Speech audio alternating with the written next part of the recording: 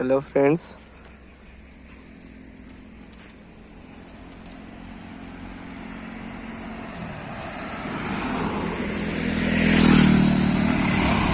Twin exhaust लगाया है इसमें हमने।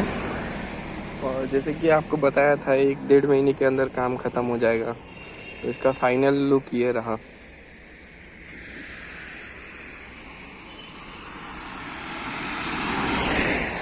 इसमें adjustable levers, bar and mirrors, ये सब आफ्टर मार्केट है। ये स्लाइटली मॉडिफाई किया हुआ सीट है, कस्टमाइज सीट है। टेल लैंप भी मॉडिफाई किया है।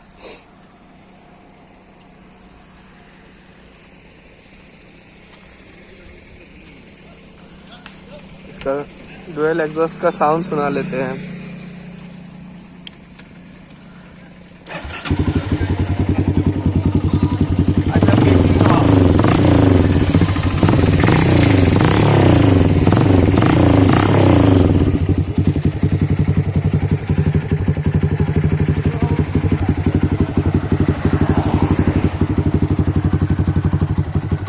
दोनों फंक्शनिंग एग्जॉस्ट है।